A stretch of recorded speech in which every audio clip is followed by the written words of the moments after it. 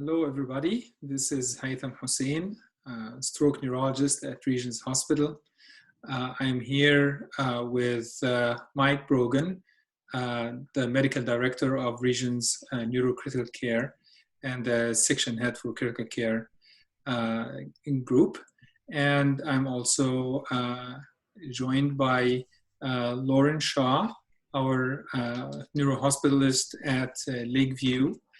And we are going to give a small presentation about management of post-IV alteplase, IV tPA, and management of small hemorrhages in Lakeview. So I'm going to start and go to the next slide here. And we don't have any disclosures. This is not a CME talk. This is just to share our clinical experience and to give some background before we start our new process at Lakeview. So what is the new process? The new process is that we are going to keep more stroke patients at Lakeview than we currently do. And we are focused on two subgroups of stroke patients: ischemic stroke, who get IV thrombolysis or IV alteplase, provided that they have a small stroke and they are safe to be cared for at Lakeview.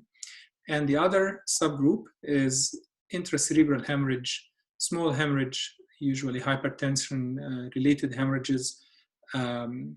And that would be the other group. So this is the new change, that these two groups are going to be cared for locally at Lakeview instead of being transferred to Regions Hospital. So why are we doing this? Because Lakeview is great. And over the years, the expertise and the personnel and the capabilities at Lakeview, they have elevated to a level where we think that at least some of these more critical patients can be cared for at Lakeview. It's good for the patients to be cared for locally and their families. Also good for Lakeview as a hospital to provide this community service to its community. And for Regions, we are in constant battle to keep the ICU open, and the neurocritical care census is usually high. So we're trying to diffuse some of this, especially during the time of COVID-19 and the expected surge in the ICU occupancy. So the first subgroup, small stroke, ischemic stroke patients who get IV alteplase. When you receive the patient, by then the decision will have been made that this is the type of patient that is appropriate for Lakeview. The criteria that you will have specify that these are small strokes, low NIH stroke scale, or stroke severity is mild to moderate, and they don't have any critical care needs. Respiration is good. They might need some blood pressure management or something like that, but nothing beyond that point. And certainly no need for further imaging, no need for endovascular intervention. They don't need to go to the angio suite. We're not worried about having complications such as bleeding or edema, because these patients will still come to Regions. So what you need to do is that you need to know your patient well. You really need to examine the patient, and neurological examination, and understand what is the neurologic deficit. Because if something changes, you need to be the one to judge if this is a true change or maybe the nurse didn't do as good or thorough neurologic examination. So you need good neuro exam. You need to use the order sets that were built in a way to ensure the completeness of all the required orders. And Dr. Brogan is going to talk about that more, and Lauren with us also. And you will be communicating with regions doctors, the neuro ICU doctors, and you keep the patient in the ICU at Lakeview for 24 hours. Hopefully, because they are all small, mild strokes, they will be good to go to the floor after the first 24 hours. So the important thing that we want to discuss is the complications after IV alteplase, the hemorrhage and the angioedema. I'm gonna pass it on to Mike to start discussing these complications with us. Mike? So with respect to the symptomatic hemorrhage after receiving thrombolytics, this is a real risk, and so it's important to stay on top of it. With the type of patients that we're talking about staying at Lakeview, so patients with severity scores less than 10, the likelihood of this is about 2 to 3%. So not a large number, but a number to be very aware of.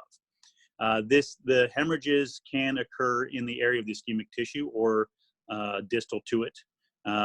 Occasionally I have seen subdural hemorrhages or subarachnoid hemorrhages, but those are pretty rare. They can be symptomatic, meaning that the exam change was associated with it, which is part of why it's so important to be on top of that exam to know what your baseline is. So if a patient comes in with a 10 and improves to a 4 and then gets worse again, that's an important change. The other things to be looking for are new deficit they didn't have before, new nausea, vomiting, and new headache being the things that should trigger you, should I look for this or not? So if you see one of those things, you'd have a very low threshold for getting the CT. If the CT shows hemorrhage, that is when we typically make modifications to the care.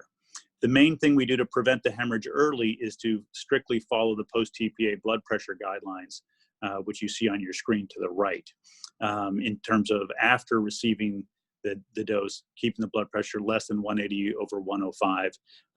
And there are times we might think about a little bit lower, but that is the current guideline.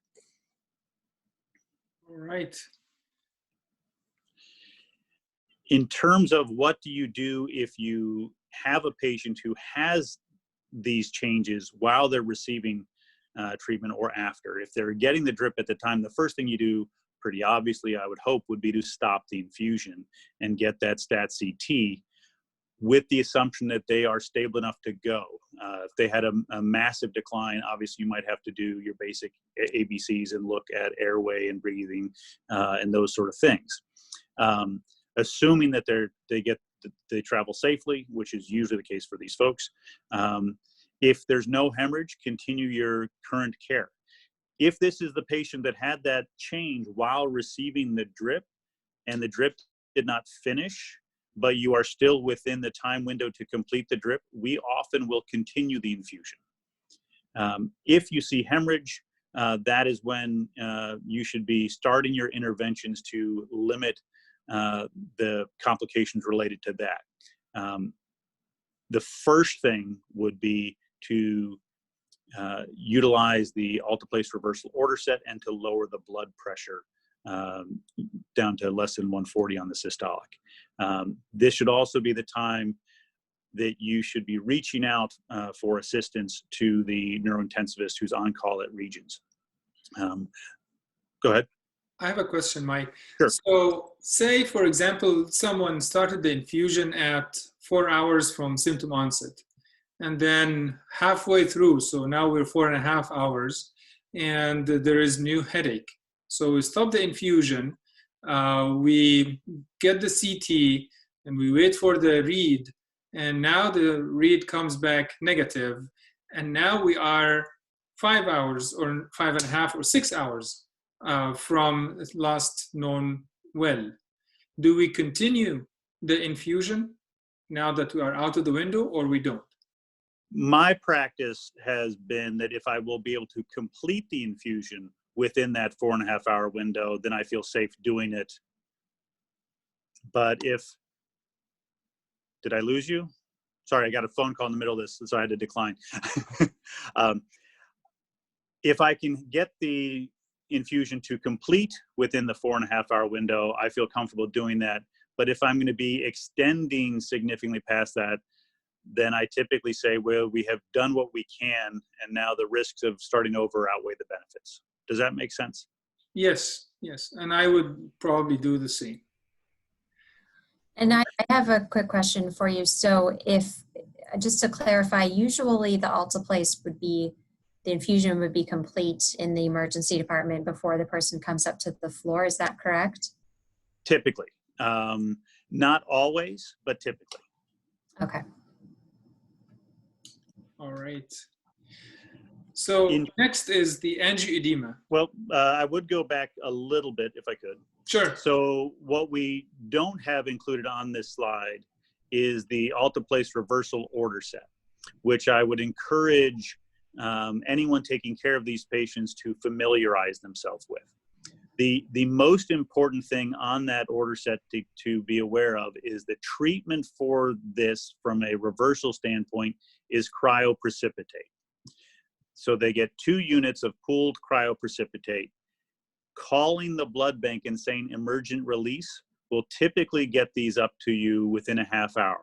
The patient does not need to have their type-in screen completed to receive this, but they should get a type-in screen. If there's a contraindication to cryo, for example, they're Jehovah's Witness and they can't have blood products, then that is when we would consider antifibrinolytics like TXA or Amicar. The doses for those medicines are in that order set. We don't typically give these patients FFP unless their INR is still elevated after they receive the cryo or an antifibrinolytic. We don't typically give these patients platelet transfusions unless they were on an antiplatelet medication before they got tPA. I just want to make sure we mentioned those things. Sure. Thank you for mentioning these important points. And we expect from our Lakeview colleagues to start the treatment process. So give the cryo and platelets if needed, and call regions and transfer the patient immediately. The rest of the workup includes more labs that we will do when they arrive, and then we might give more treatment at that point. But we want to make sure that we start the treatment at Lakeview before transfer. Is that correct? Yes. The main things when we identify this is lower the blood pressure and get the reversal agents on board. Very good. All right. Next. The other thing that people need to be very mindful of is the risk of angioedema with this medication. Again, not common, but it's about as common in the smaller stroke group as the hemorrhage is, because it's a smaller percentage overall. There is a higher incidence with insular strokes for reasons I'll admit I don't fully understand. There is a higher incidence among patients on ACE inhibitors. We do have in the order sets information on what you should be giving patients. These patients can be safely treated with epinephrine. Again, this is when you're worried about airway in your ABCs. Airway is the first thing you worry about. The epinephrine is not shown to affect outcomes from a stroke standpoint.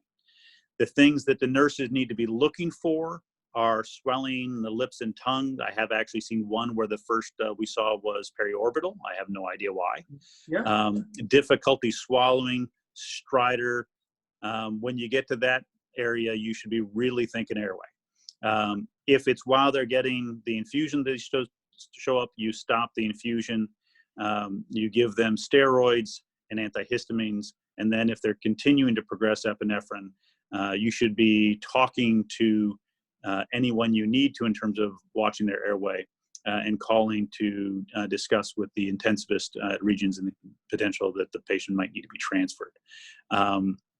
In the last 5 years, I can't remember a patient that we actually had to intubate for their angioedema here. However, I have had one in the past elsewhere. So we have in this slide and the prior slide pictures from the stroke and the neurocritical care manual. And so this is page 20 of the manual, and before that was page 19. And we really encourage the colleagues at Lakeview to have a copy of the manual. It's available electronically, and I think we communicated that. And also you can access it through Epic 360. Yeah.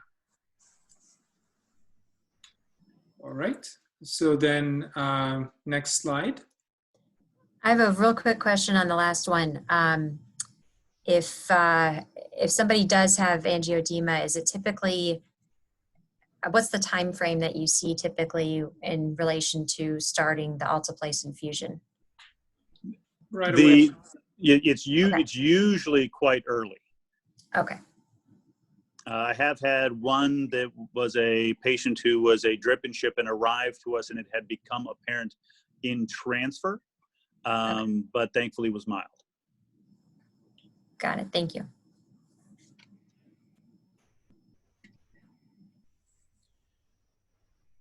So I'll let Hytham return to the narrative role. Okay. Next slide is intracerebral hemorrhage.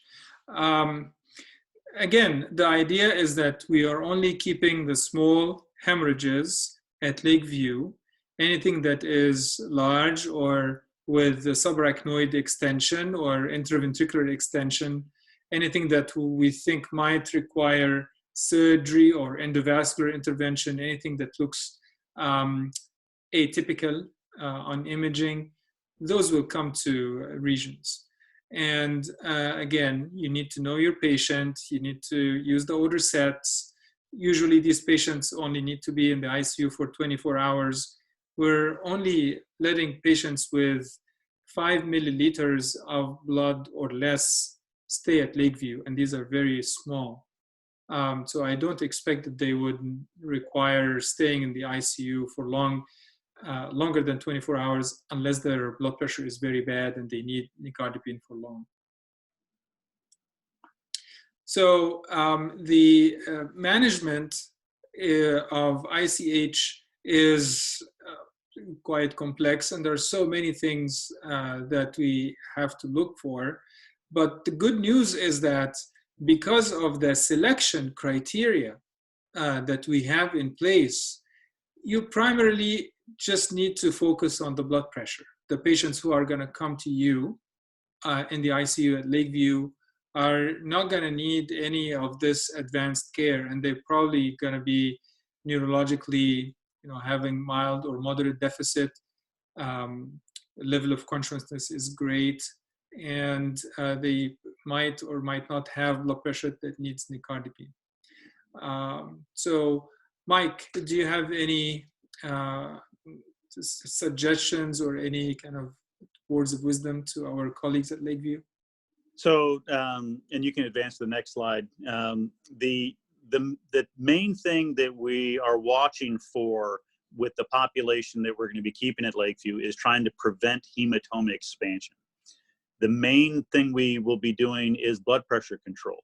The other folks that would have had high risk for expansion, the coagulopathies and the large hemorrhages, those wouldn't have been staying there.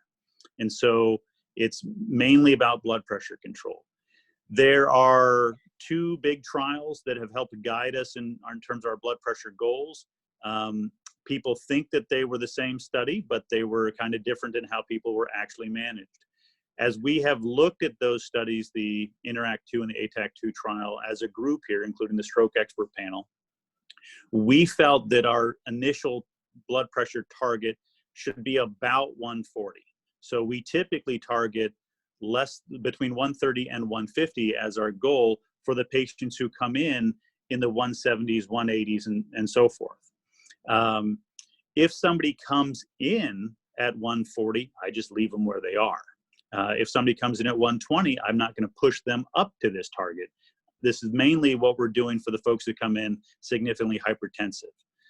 I will admit that if somebody comes in at 220, I might do a little bit higher number. But again, that's probably not the group that is going to be in Lakeview because they're going to have larger hemorrhages.